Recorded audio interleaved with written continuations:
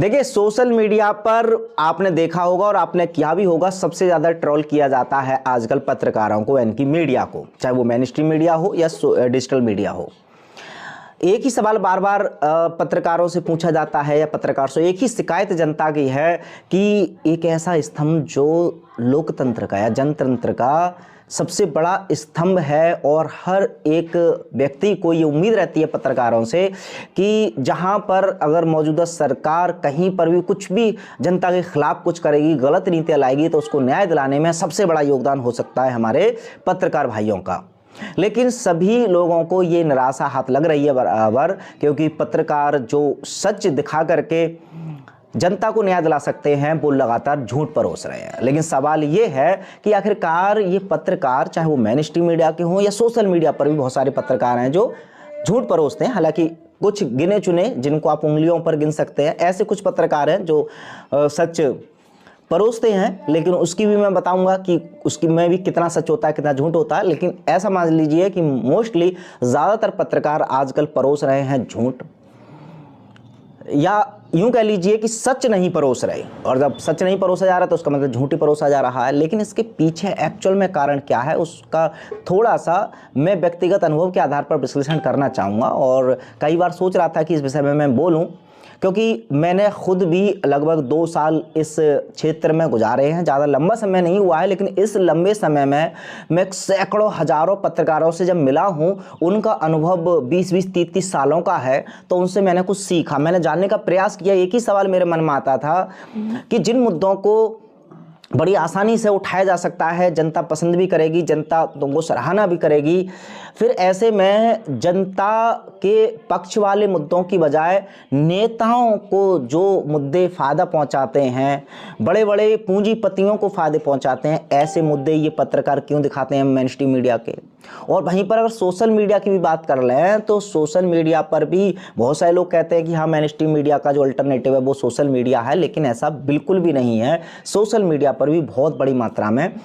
झूठ परोसा जा रहा है। और आज इस वीडियो के माध्यम से आप समझ भी पाएंगे कि कौन कितना कैसे झूठ बोलता है, ताकि सोशल मीडिया पर भी जिनको अभी तक आप सच्चे पत्रकार बनाए बैठे हैं अपनी नज़रों में, उनकी भी सच्चाई आप जान पाएँ। तो अभी हाल ही में ये मुद्दा इसलिए मैं डिस्कस कर रहा हूँ क्योंकि हाल ही में रवीश कुमार, जो कि एनडीटी टीवी से मैं काम करते थे, इसका मतलब आप समझ गए होंगे, उन्होंने इस्तीफ़ा दे दिया है अभी हाल ही में। तो रवीश कुमार को शायद ही कोई ऐसा होगा जो नहीं जानता होगा, तो रवीश कुमार ने भी इस्तीफ़ा दिया। तो एक मौका मिल गया कि ठीक है, आज के दिन ज़रा मैं भी कुछ अपने अनुभव साझा जरूर करना चाहूँगा, क्योंकि जिस चैनल पर आप ये वीडियो देख रहे हैं ग्लोबी न्यूज़, ये लगभग ये जो ट्रेंडिंग बीमारी का समय आया था उससे 1-2 महीने पहले ही मैंने शुरू किया था। लेकिन एक्चुअल में जो जर्नलिस्ट का काम या जो पत्रकार का काम है वो मैंने ये ट्रेंडिंग बीमारी को लेकर के ही किया था। मेरा केवल एक इंटेंशन था कि ये जो षड्यंत्र, अंतर्राष्ट्रीय षड्यंत्र है, जिसको मेन स्ट्रीम मीडिया प्राकृतिक तौर पर बता रही है और वो एक तरह से डर फैला रही है, तो उस डर को कम करने के लिए या सच्चाई परोसने के लिए कुछ डॉक्टरों की सहायता से मैंने वो सच दिखाने का प्रयास किया इस न्यूज़ चैनल से, जिससे ये मुझे बड़ी खुशी भी होती है कि ज़्यादा लोगों को नहीं, बट कुछ लोगों को तो एटलीस्ट फ़ायदा हुआ। और आप में से भी वो लोग हो सकते हैं जिनको ग्लोबी न्यूज़ के माध्यम से कुछ ऐसी जानकारियाँ मिली जिनके द्वारा आपने ना तो टीका लिया, ना ही आप किसी षड्यंत्र में फंसे। बहुत सारे लोगों ने अस्पताल जाना भी छोड़ दिया, तो उसमें कहीं ना कहीं छोटा मोटा रोल हमारे न्यूज़ चैनल का था, तो इसमें हमें खुशी भी होती है। लेकिन कुछ कड़वी चीज़ें हैं जो मैं आज इस वीडियो में साझा कर रहा हूँ। हो सकता है कुछ लोग जो विचारधारा मेरे प्रति भी रखते थे वो भी थोड़ी बहुत चेंज हो सकती है। तो देखिए, सबसे पहले मेन स्ट्रीम मीडिया पे मैं बाद में आऊँगा, क्योंकि मेरा अनुभव खुद सोशल मीडिया का है और सोशल मीडिया के पत्रकारों से मैं बहुत घुला मिला हूँ और मैंने देखा है कि आखिरकार वो झूठ क्यों बोलते हैं। तो देखिए, एक सबसे महत्वपूर्ण बात है और वो मैं समझाना चाहूँगा। जैसे देखिए, सोशल मीडिया पर चाहे वो यूट्यूब हो, फेसबुक, कहीं पर भी कोई भी व्यक्ति इंडिपेंडेंट तरीके से जर्नलिज्म कर रहा है, अगर कोई पत्रकार है, तो जाहिर सी बात है वो सोशल मीडिया पर उसके पीछे से कोई फंडिंग तो है नहीं, मतलब कोई उसको सैलरी तो दे नहीं रहा। अब ये भी एक चूँकि व्यवसाय है भी पत्रकारिता, जैसे एक डॉक्टर होते हैं, इंजीनियर होते हैं,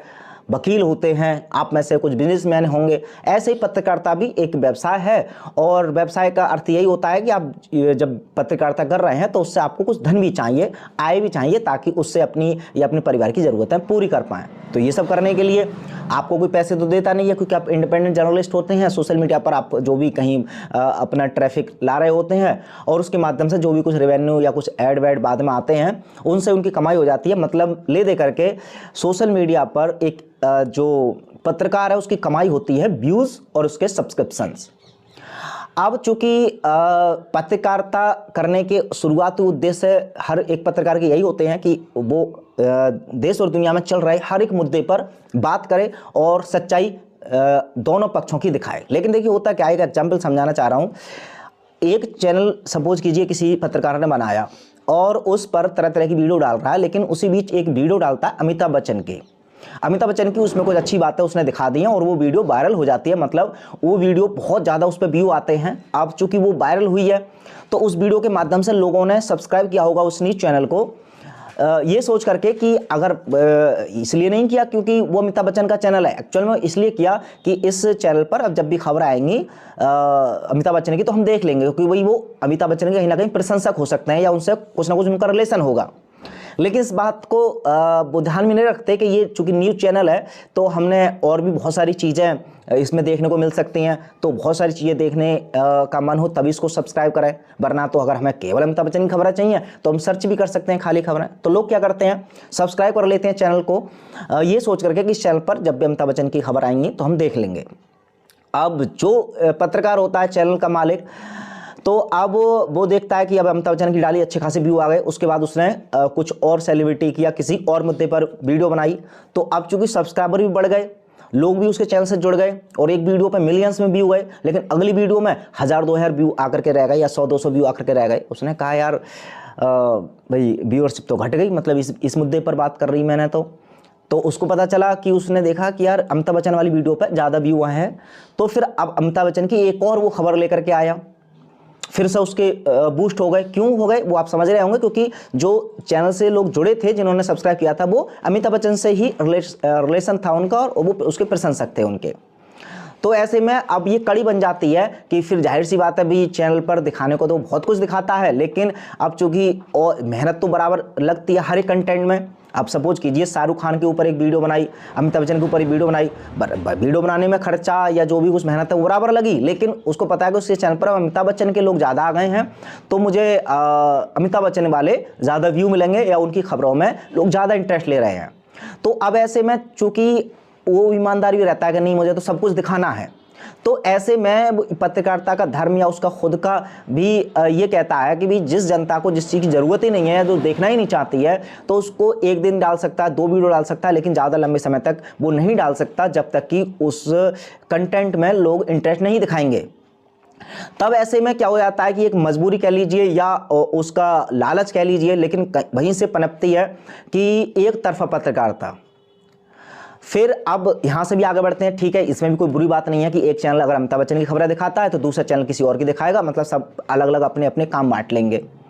जैसे अगर मेरी बात करें तो मेरा जो चैनल है इसमें हेल्थ से रिलेटेड ज़्यादा कंटेंट चलता है। अगर मैं हेल्थ के अलावा कुछ भी कंटेंट डालता हूं तो आप एक्सपेरिमेंट देख सकते हैं, मैंने बहुत बार किया है और आगे भी हाईलाइट करता रहूँगा। तो देखेंगे मेरे हिस्ट्री में जाकर के कि हेल्थ से रिलेटेड कोई भी वीडियो जो उस पर अच्छे खासे आ जाते हैं, और उसमें भी अगर डॉक्टर विश्वरूप रॉय चौधरी सर के विषय में अगर कोई भी खबर कोई भी अपडेट मैं देता हूं तो बहुत ज़्यादा व्यूअरशिप आती है।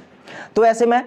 फिलहाल ये सभी के साथ होता है, ये सिर्फ मेरे साथ नहीं। तो अब ऐसे में यहाँ तक तो ठीक है, उसके बाद आगे भी बढ़ते हैं कि अब अमिताभ बच्चन की वीडियो दिखानी स्टार्ट कर दी, ठीक है, उनकी खबरें, क्योंकि डेली कुछ ना कुछ तो खबर आ ही रही होंगी।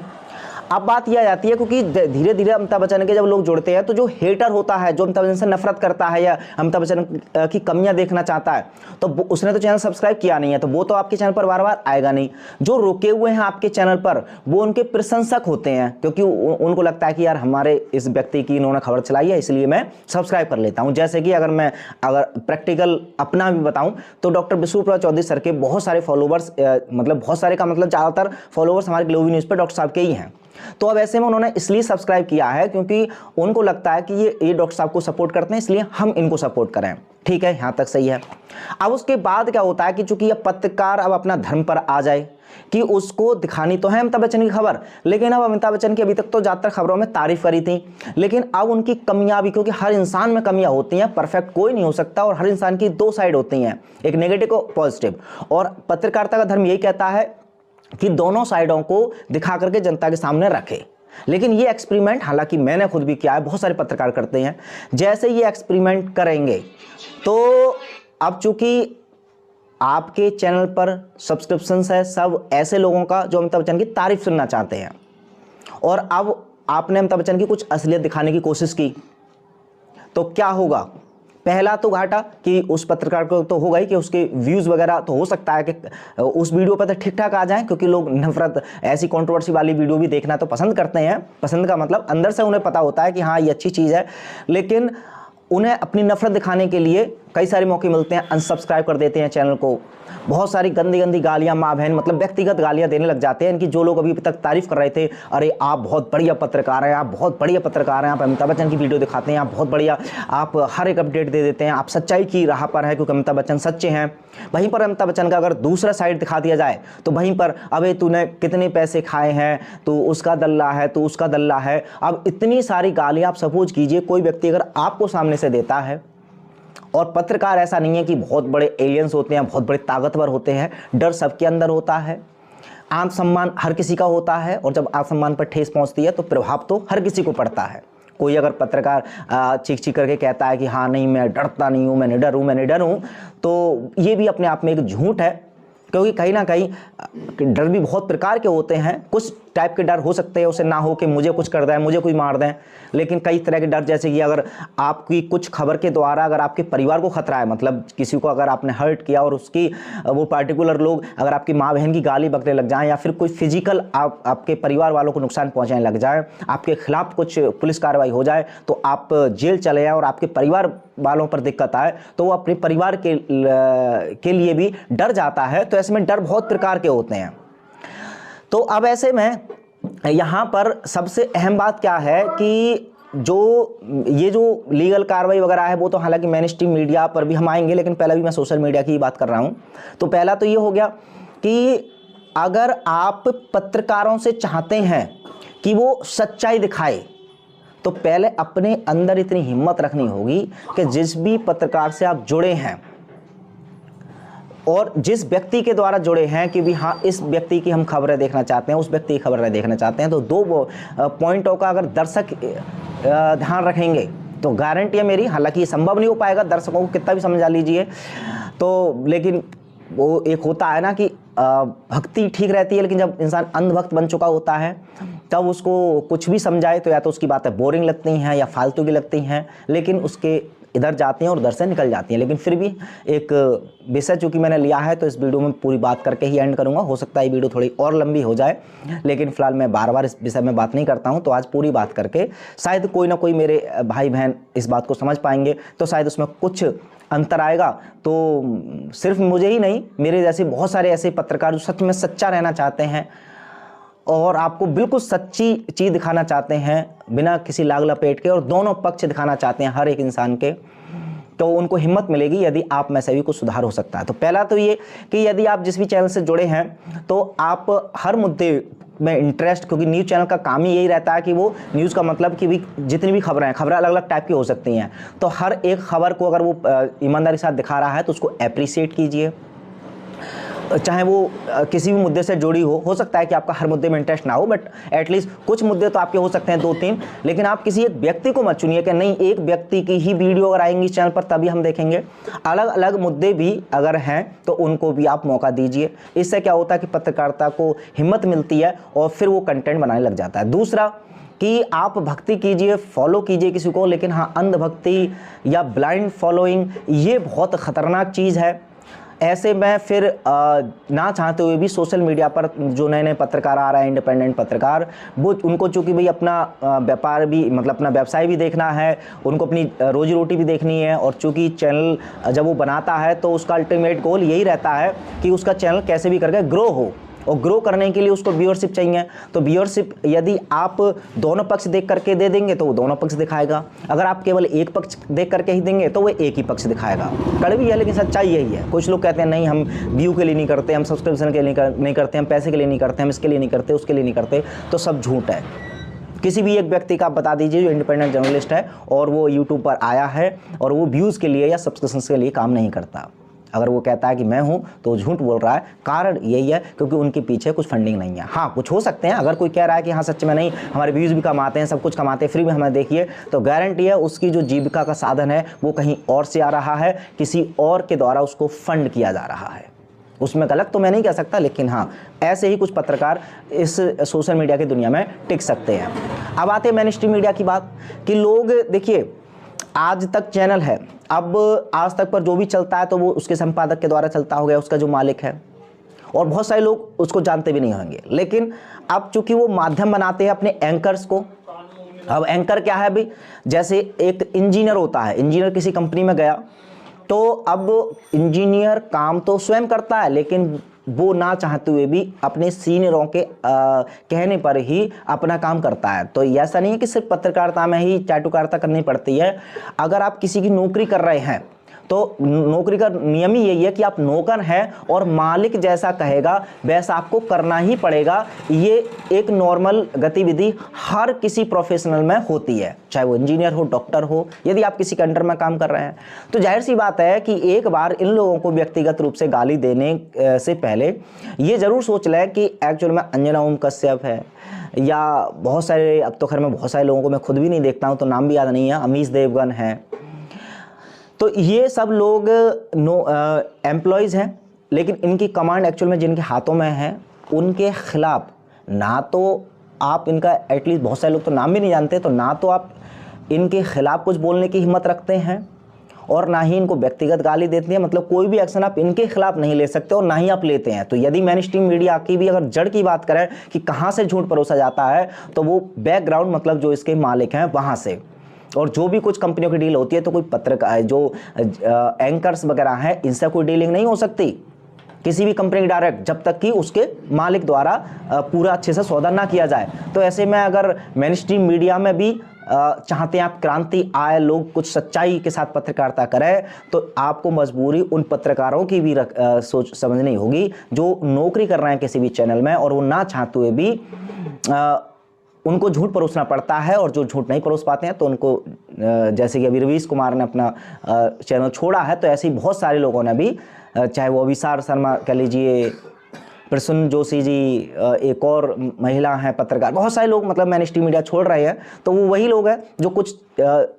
सच परोसना चाहते हैं, लेकिन उनकी भी ताकत, पैसा या उनका जो बैकअप बन चुका है उस चैनल में, नौकरी यानी कि नौकर बनने के दौरान जो उन्होंने पैसा कमा लिया था जिससे उनका बैकअप बन गया, तभी उनकी हिम्मत है। वरना शुरुआती दौर में कोई चैनल ज्वाइन करे और उसके बाद किसी की हिम्मत नहीं रहती इतनी कि वो एकदम से अपना प्लेटफॉर्म तैयार कर ले। तो ऐसे में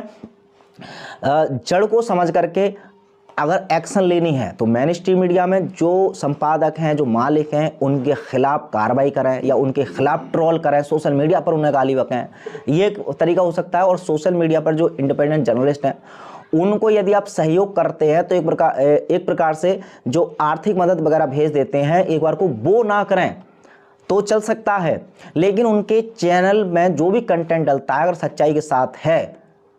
तो कृपया करके आंखें खोल करके दोनों पक्ष उसको सुनने दें, क्योंकि इंडिपेंडेंट जर्नलिस्ट किसी के अंडर में आकर के मजबूरी में कोई खबर नहीं चलाता। एक्चुअली में उसे लगता है, हालांकि कुछ कमियां भी बहुत सारे लोगों में होती हैं तो उनको आप कमियां बता सकते हैं, कमेंट बॉक्स में सब कुछ कर सकते हैं। लेकिन हाँ, अगर आप किसी भी व्यक्ति के खिलाफ उस चैनल के माध्यम से, जिस चैनल के माध्यम से आपने बहुत सारी प्रशंसाएं सुनी है, और अगर उसने उस व्यक्ति के विषय में कुछ कमियां बता दी जो कि सच वास्तव में हैं, लेकिन आप चूंकि उसके ब्लाइंड फॉलोअर हो चुके हैं इसलिए आप सच्चाई जानना नहीं चाहते हैं, सिर्फ सच्चाई जानना नहीं चाहते हैं, इसलिए आपको झूठ लग रहा है। तो अगर ऐसी मानसिकता आपकी है तो आप समझ लीजिए कि झूठा पत्रकार नहीं है, पत्रकार झूठ नहीं परोस रहा है। हम और आप खुद पत्रकारों से झूठ सुनना चाहते हैं। आपका क्या कहना है इस विषय में कमेंट बॉक्स में रख सकते हैं। बहुत बहुत धन्यवाद।